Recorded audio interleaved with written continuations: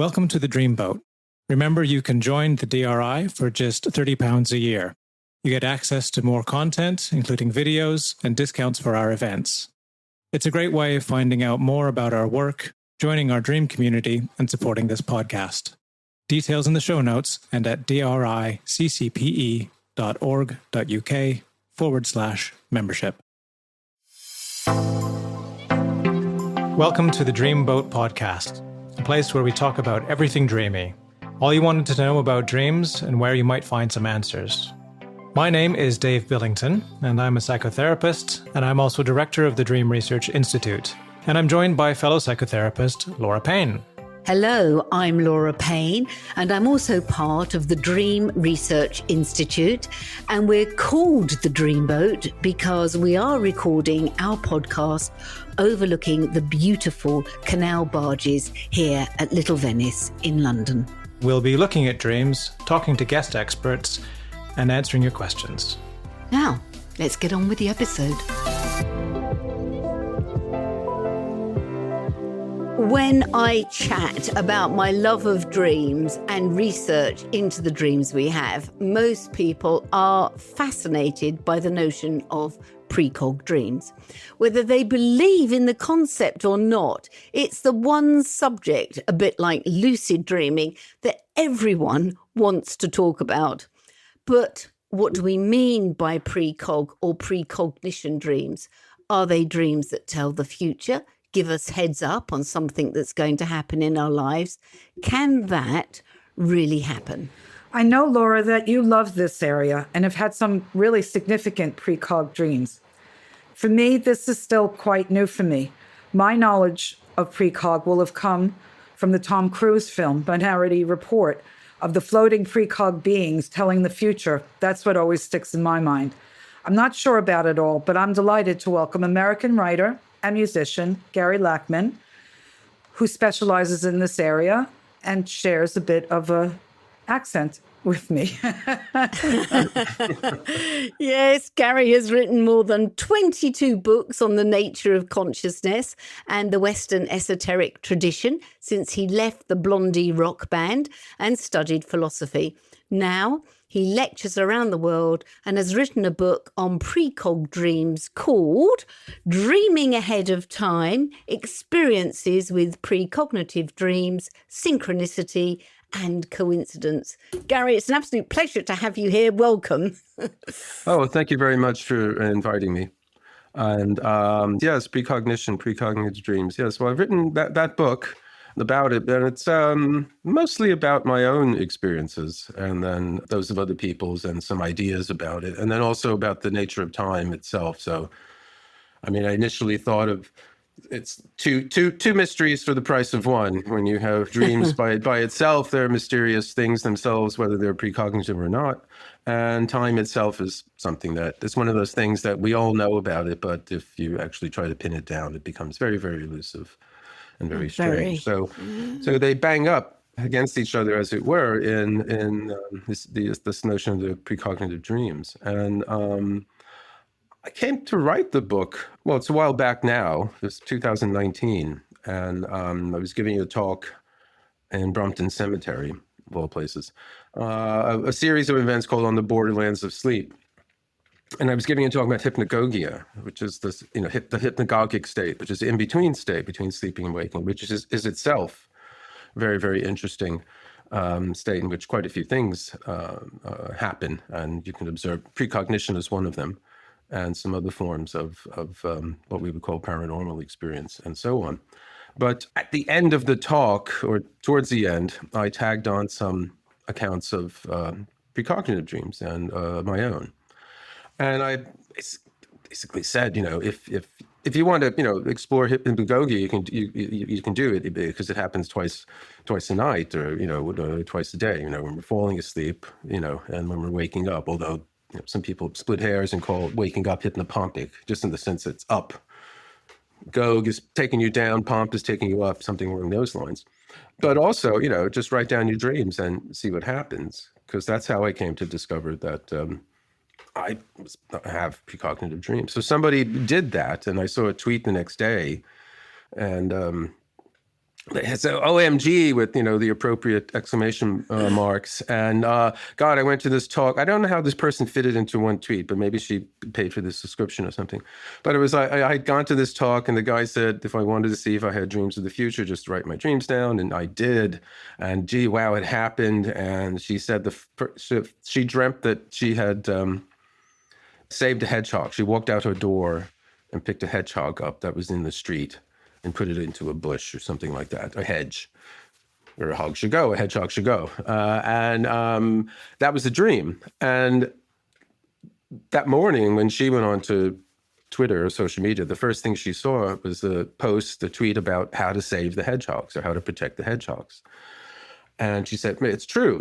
I had this dream about protecting a hedgehog. And so she didn't actually walk out and pick up a hedgehog, but it was close enough. And so one of my publishers, I said, well, look, this happened the other day, and I just wonder, and it was during just about on its way to COVID, the COVID lockdown. So when I wound up writing the book, I wrote it over the first COVID lockdown. So that was the trigger or the kind of prompt to do it. And your own Pre-Cog dreams, are there any significant ones that you'd like to share? Well, I mean, there's many. I mean,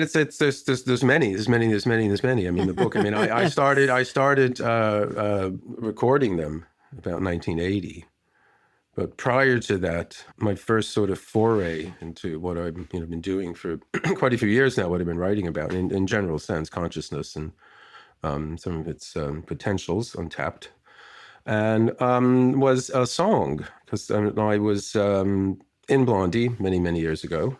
Back in the towards the end of the 20th century. I was going to say mid-20th century, but it's a bit later on. The last quarter of it, and in New York. And one of the tours we were on, first tour we did, we were the support act for Iggy Pop, whom I later went on to play with as a guitarist a few years later. And on this tour, this was well before mobile phones or cell phones or the internet or anything like this.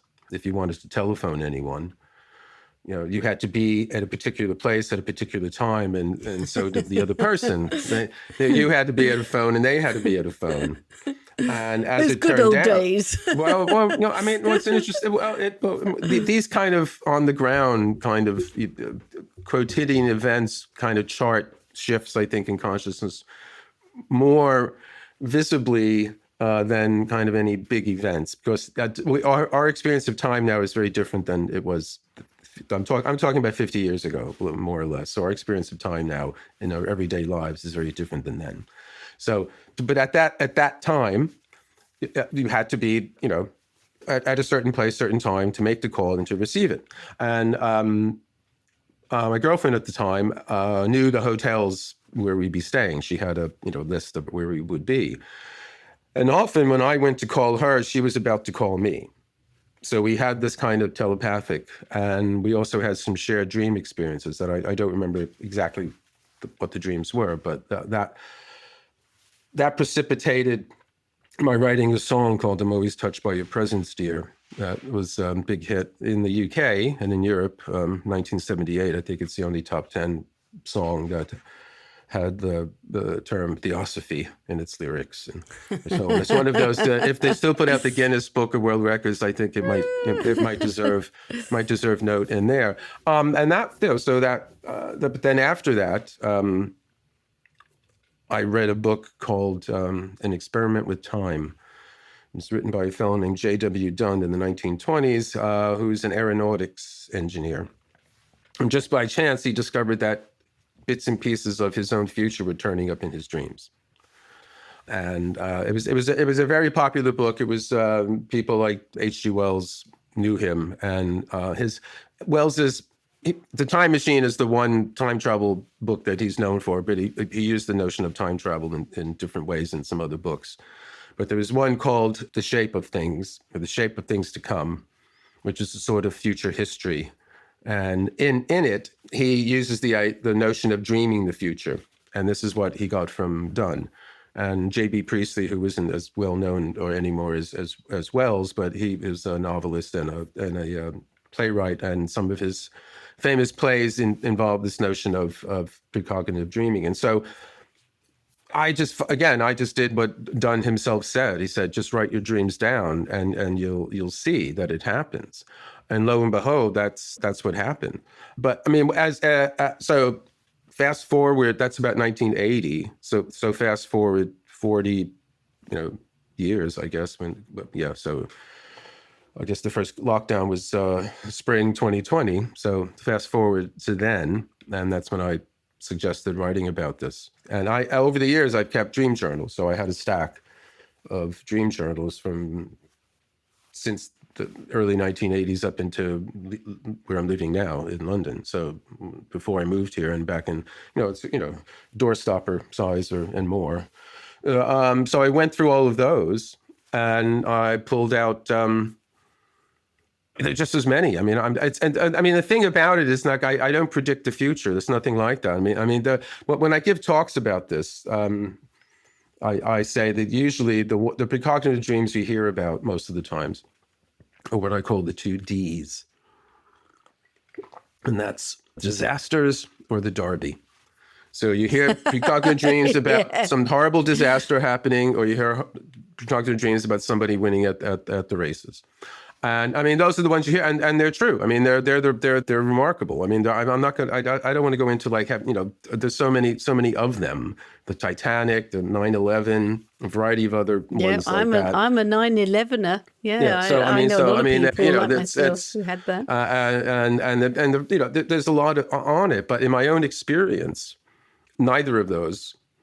I had one dream of a volcano in Japan before I heard about it on the news, but it wasn't in any way a disaster that I myself was in any way involved in. This was when I lived in Los Angeles, and my wife at the time, well, she was half Japanese. I suspect she still is. But she had a relative, I think, in Japan, and I think somehow a couple of days after the fact, it was like phone conversation with her mother, and talking about some volcano, and I said, "Oh my God, I had a." But that's like a faint echo of some of the ones you usually hear about, the real, like the one in Wales, the mudslide, the Aberfan, that and all that kind of thing.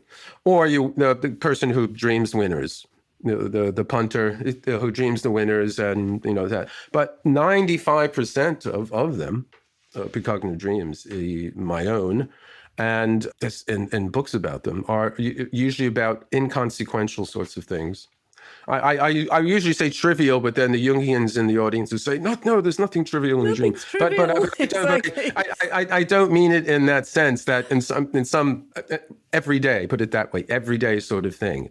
And it's a sort of thing that you would think, why have I had a precognitive dream about this? Exactly. So it's an That's oddity. What the Jungians would say. It's an oddity about it, but I mean, and it's not just my own experience, but if you look into it and you read the literature going back, even as far back as there's a wonderful book in the mid-19th century called Night Sight of Nature by a woman named Catherine Crowe. It's a very, very early pre-society psychical research kind of collection of anecdotal and, as verified as possible accounts of a variety of different, paranormal sorts of things. But when she gets onto precognitive dreams, she says, she says, going back to the ancients, it's always been this sort of thing, like the majority of these kinds of dreams have always been a bit kind of like about everyday sorts of things. I'm not denying the larger, more prophetic ones, or the ones of, as I said, disasters or derbies, or, there's prediction, there's prophecy, there's premonition, and precognition, and all these things they're all kind of lumped together in the general kind of understanding of this, but there are fine-tuning between them, because the kinds of precognitive dreams I have had is I don't know they're precognitive until I bump into the reality that tells me that they're precognitive. So I don't wake up and I say, oh, I have to call my friend, whatever, and tell him not to take that flight, or my God, I got to go lay 50 quid on, X, winning at, Aqueduct or whatever that is. It's like, no, it's never like that. What it is it's like, oh my God. Yep, there it goes, bing. And there's what I call the precognitive tingle, which is very different than the deja vu feeling. And again, those are two things that that get mixed up. Deja vu, you're not sure. Deja vu, did this? That's interesting, because I often think Pre-Cog deja was vu like, is oh, linked with yeah, it. okay, yeah, no, boom, this is it. And I feel it, and it's like, yeah, okay. So that's phenomenologically, put it that way, the description of the kind of experience is very different for me than deja vu. Because deja vu, you sort of don't feel, and then it fades. Deja vu, it kind of fades. Whereas the Pre-Cog, you say, yep, this is it. When I go home, I got to take out the journal and put the X marks the spot next to that one. And then, yes, this and this is the account, and that I bumped into so-and-so whom I dreamt of last night, and da-di-da, and all that kind of thing. So, but that's, I mean, it was interesting because, I mean, there's at least, okay, well, the one, I mean, there's many in the book. I mean, as I said, there's all different kinds. It's an embarrassment of riches, I would say. And the ones that I talk about when I give talks, there's one in particular that I usually say, this I think is the humdinger. I don't know if anybody says humdinger anymore.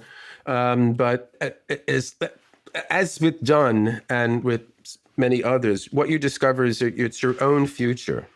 It's not the future.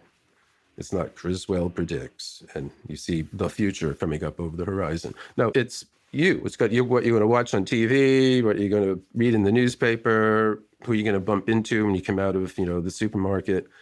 It's your own future in advance. That's why the book is called Dreaming Ahead of Time. So it's as if the metaphor of a film, and there's some scenes that are somehow the editor has mixed them up, and so some scenes that should later in the film are appearing earlier. Although these days I have no idea, because nobody makes linear movies anymore. So it's hard to know which is which. So again, there we go. Time. Boo, boo, boo. Yeah. Our experience of time is very, very different now.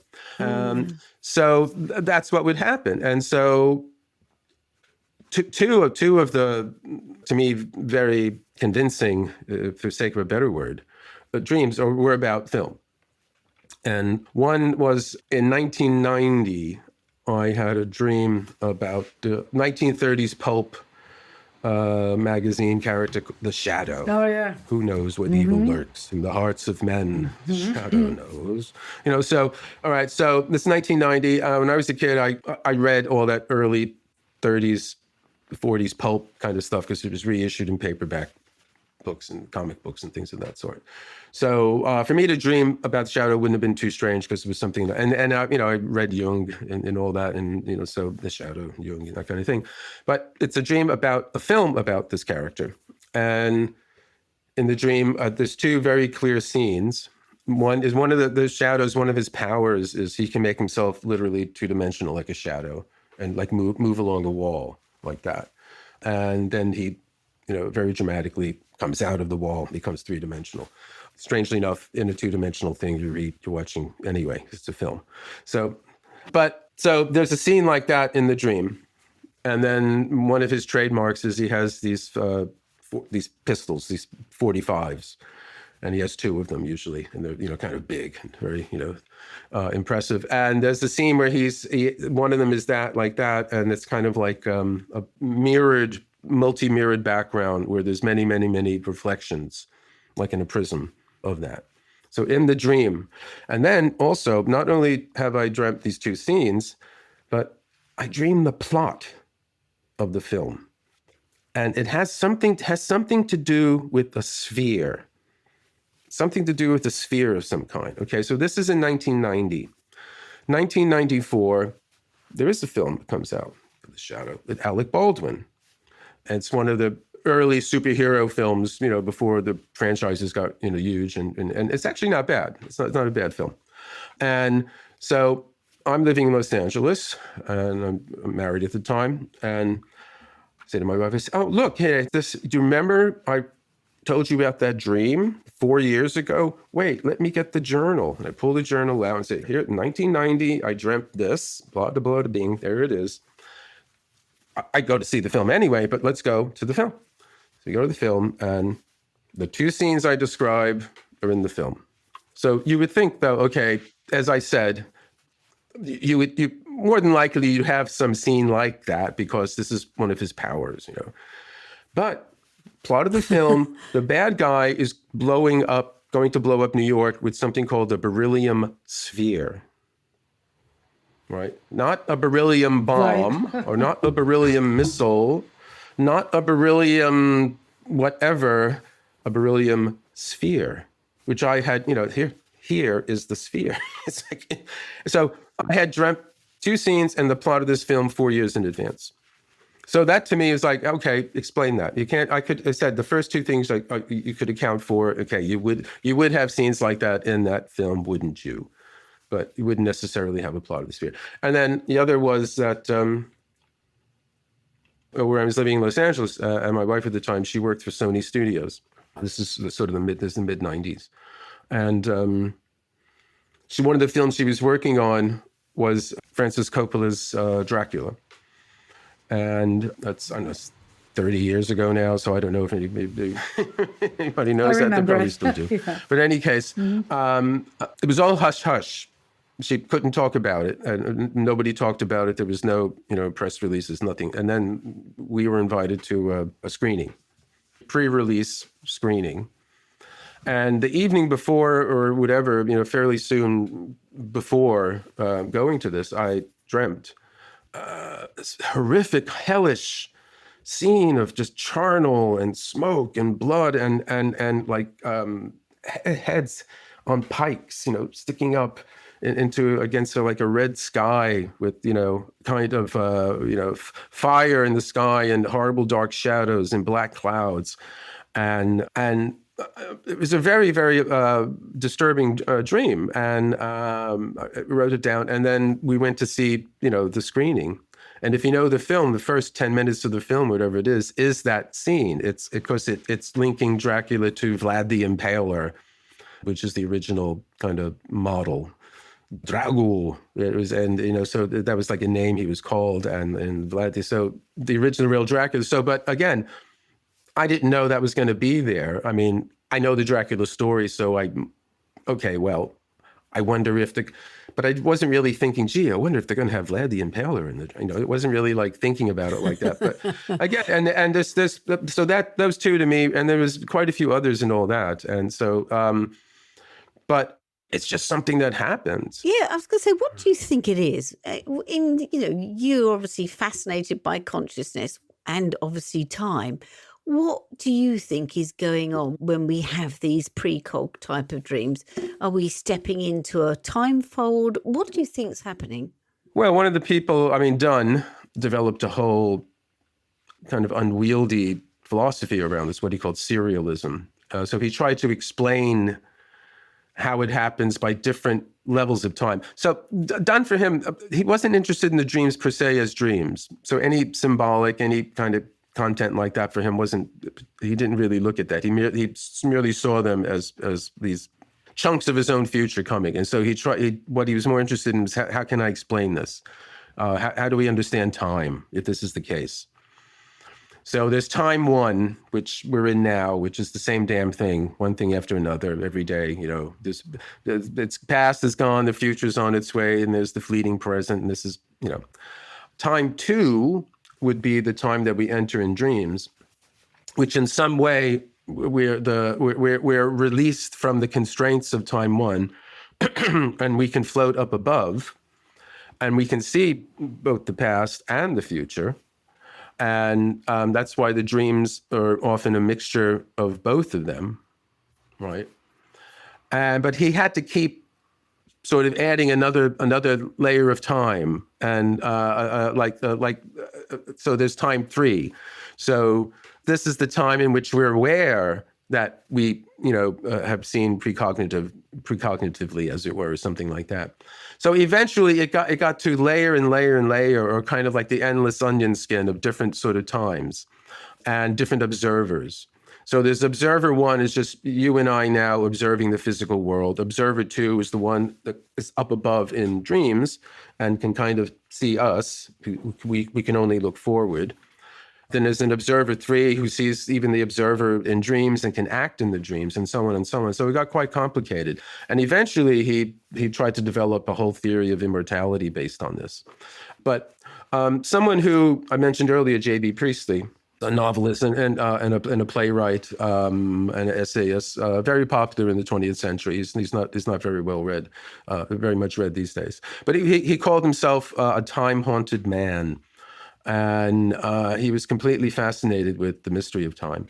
And so he was quite taken with Dunn's ideas because he had experiences of it himself. But he felt we only needed 3. We didn't need this endless, observer 25 or something. We didn't, this just goes, this is the horror of like this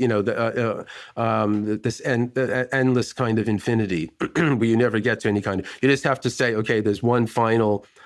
It's like Aristotle's unmoved mover. Eventually, you've got to say that bang, it ends here, which is just arbitrary. So it's very unsatisfactory. But Priestley said, really, in our everyday experience, even including these kind of precognitive experiences, we really only need 3. And he gives the example of a dream that someone sent him after he had given a radio sort of talk about his own precognitive dreams, and then he asked people to send in. And he got many more than he thought he would get. Much in the case of the Aberfan as well, they got an avalanche. Or I don't want to say that's a bad joke, but they got a huge amount of mail about this. And so, Priestley tells the story of a woman who dreamt she was on a camping trip, and she had a young child with her, a baby, and infant, and she had to wash something, and she was going to the stream to wash it in the stream, and child and clothing she was going to wash, and she got down there, and then she realized, oh, she had forgotten the soap. This is in the dream. So she put the baby down on the grass, thinking, I'll be gone 5 seconds, I'll be right back, nothing will happen, and goes to the tent, gets the soap, comes back, and the child is tumbled over into the stream and is drowned. So that's the dream. So sometime later, she is camping. She does have her infant with her. She does have to wash something. She decides to go to the river. But just as she's going, she remembers the dream and decides to take the soap with her then, make sure she has it. So sticklers might say, well, it wasn't precognitive. The baby didn't drown. But I don't think we need quite that stringent proof to say, no, this was the 3rd level where she was aware, she had the dream, and she could act. She could act. So it's the level at which she could make a decision and actually decide, it didn't have to go. So although, again, this always comes up, does it mean we don't have free will? Well, I don't think that's the case. But that's the whole issue. I mean, I think we have free will, but we don't use it most of the time. Most of the time, we're pretty mechanical and automatic. But in certain situations, yes, when it's like something like that. In its own right. Yeah. But also, not all things that we dream about precognitively, it's not as if it's like, oh, gee, if I can't change that, that means it's all predetermined. Well, maybe it shouldn't be changed. It doesn't necessarily have to be changed, everything. Sometimes it's good. And I've had experiences where I felt like, okay, look, I could now get up and make this a non-precognitive thing, but I decided to stay. But again, that's the felt experience of my deciding to be there.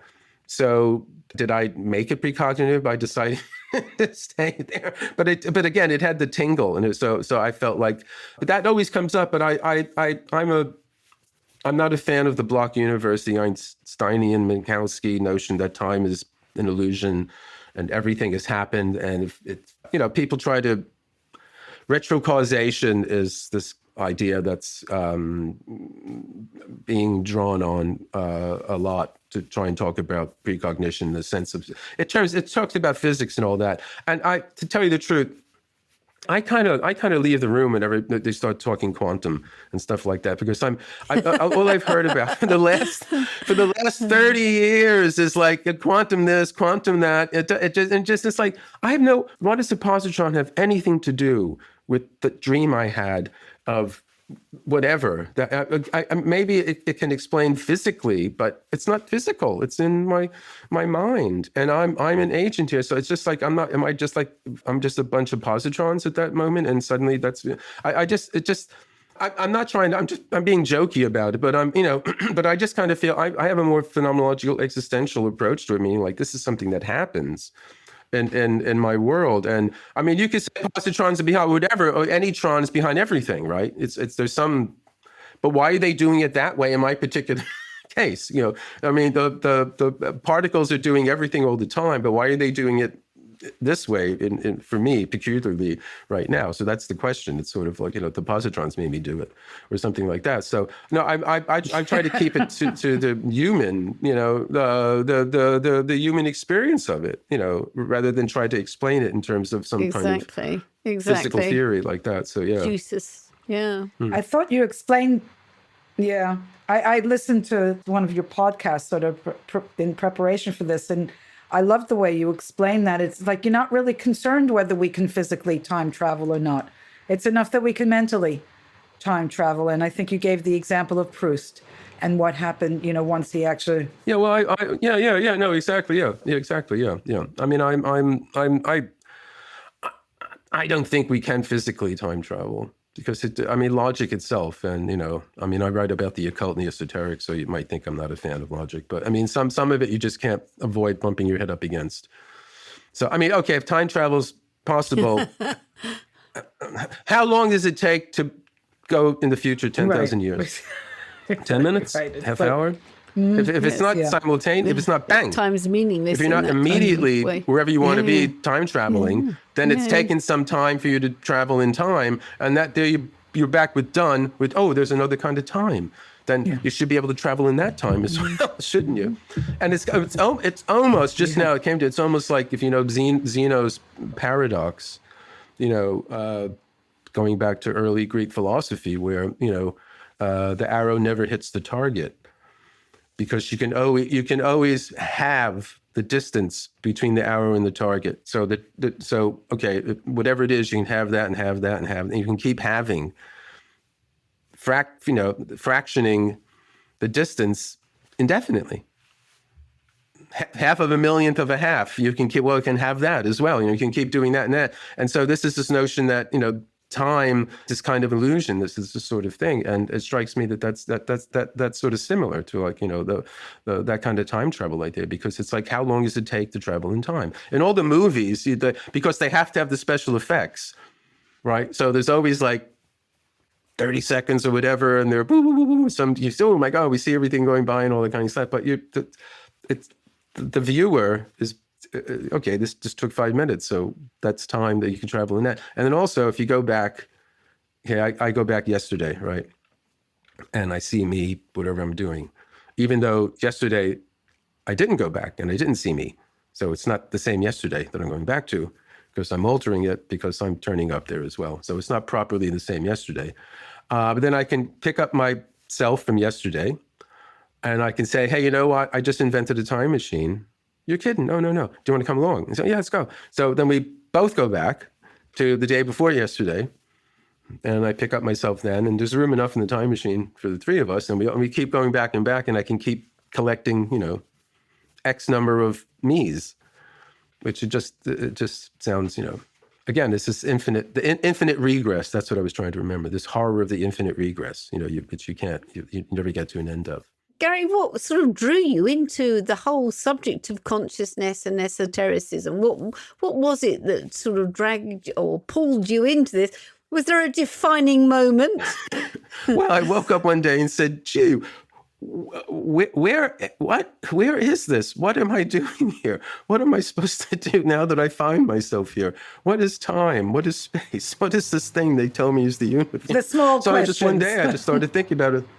Yeah, no, they've loomed large in my life. So I don't know. I mean, I just did a book about this, more or less. I have a book coming out in the States in November. It'll be available in the UK in January, and it's a memoir of how I went from basically playing in a rock band to becoming a writer. But it actually goes back much earlier to my childhood. So it's called Touched by the Presence.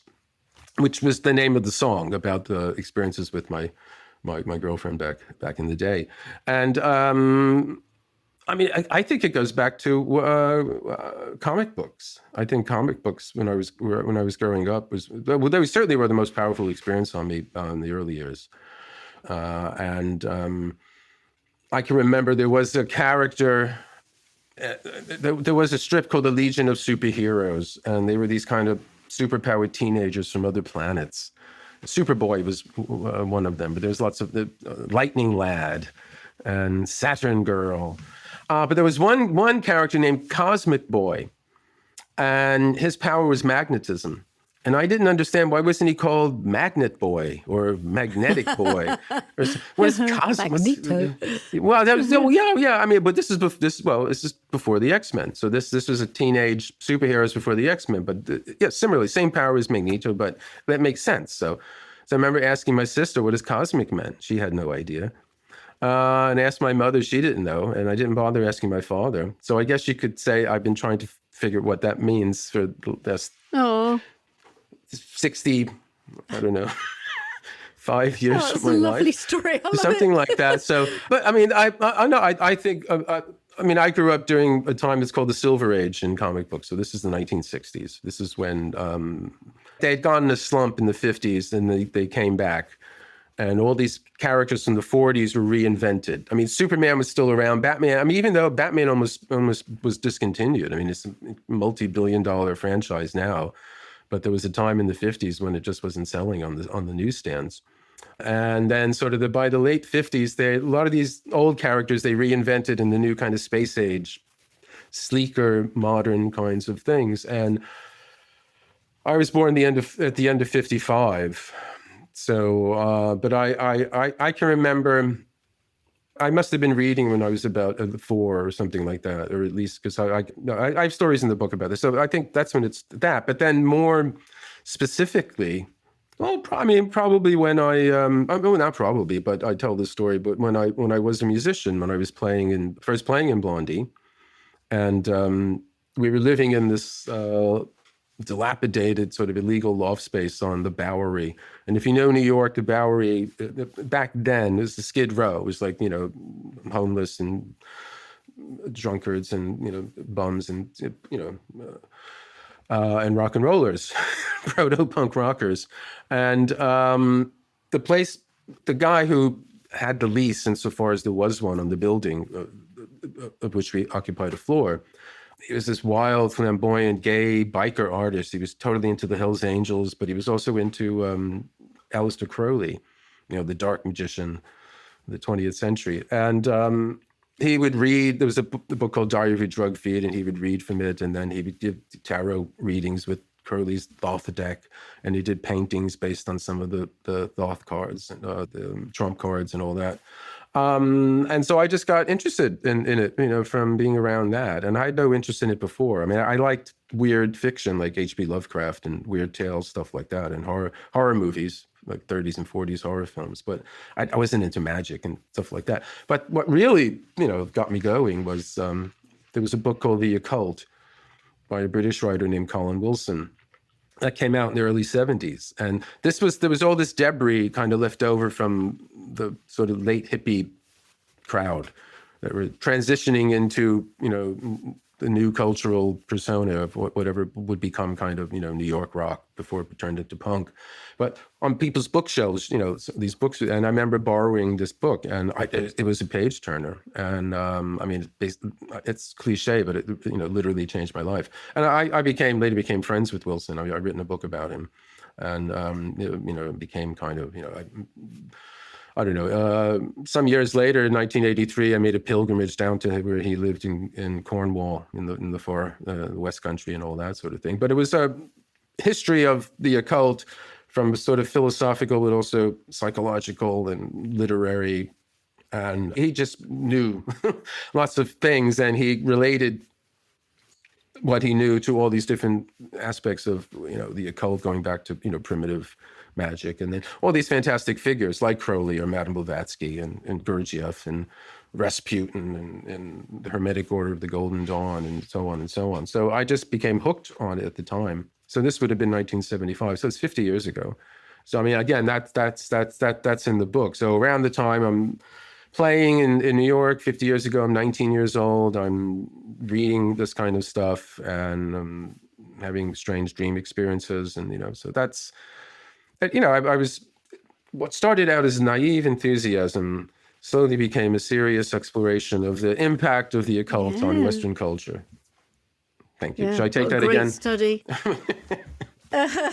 Gary, thank you so much. And so your book, Touched by the Presence, is coming out in the States in November, and in the UK and probably Europe then as well in January. We really look forward to, I look forward to reading it and learning more about it. Thank you for pleasure. taking part and joining the Dreamboat today. Absolutely fascinating. Love your take on Pre-Cog dreams.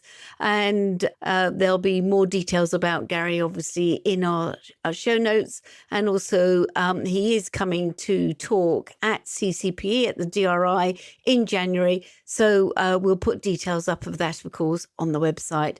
And if I've got them in time, on the show notes. So there we go. Gary, thank you. Oh, my pleasure. Thank you. It's been an absolute pleasure. And hopefully, look forward to seeing you when you come to the DRI. Many thanks indeed.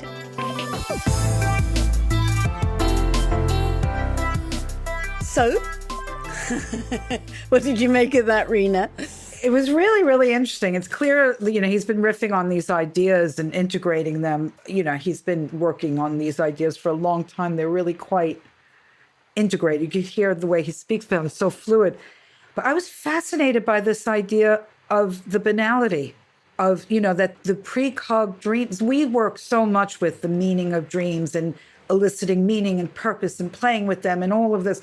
And here on the sort of bookend other side of it is it almost feels like it's a portal into this other reality, parallel time reality that's going on. I like when you said timefold, as if it's like a glitch in the Matrix. You're just looking through this portal and your story is just passing by and you catch glimpses of it. I just am fascinated by that whole sense of the banal.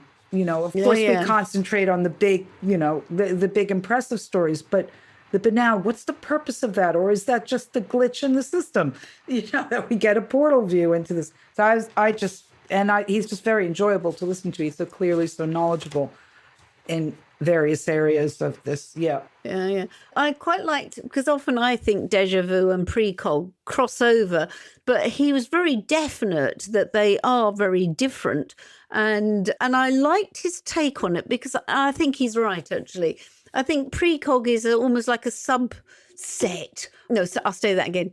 Deja vu is almost like a subset of Pre-Cog. It sort of operates on a slightly different, people know I often say these different forms of consciousness, a bit like a radio dial. It's almost like a little tweak on the dial of Pre-Cog consciousness, deja vu, and it probably taps into something bigger. But I think he's right to make the distinction. And I like the distinction he makes. He's really tapped into the phenomenological. And that's why that whole thing about time travel, it doesn't matter whether you can physically time travel. If I have the experience of time travel, that a Pre-Cog dream is, I know when I see it. It's not deja vu. My body knows, this is fact. So yes, he was very clear. Yeah. Well, I really look forward to reading his book, because he's obviously been playing with a lot of this stuff for a long time. He studied philosophy. I know he even started a PhD for a while because he was so deeply fascinated in it all. And so Touched by the Present sounds like a really interesting book to sort of track his journey through it. And so I look forward to reading that when it comes out. Brilliant. Me too. Anyway, I wish you all well. Sweet dreams of going forward or backwards in time, wherever you go tonight in your dreams. Thank you for inviting me, Laura. It was a pleasure doing this with you and meet so many fascinating people and encounter so many interesting ideas. But it's lovely to have you for on now, board.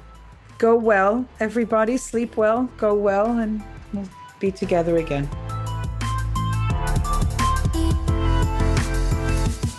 So, Thank you for joining us for this week's episode. Don't forget to like us and leave comments on your favourite podcast platform. As I'm sure you know, that's the way we build an audience for the Dreamboat podcast and also to spread news about dreaming. And as we said, there are many ways you can share your dreams at the DRI, the Dream Research Institute. Yes, we have courses, events, and workshops, and we want to hear from you. So check out the show notes for links or find us on Instagram and on our Facebook page and on our website at driccpe.org.uk.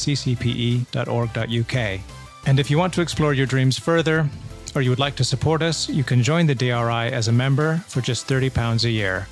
As a member, you will get discounts for all of our events and short courses. You'll get our newsletter with latest dream research news, and we'll also be adding other special member benefits during the year.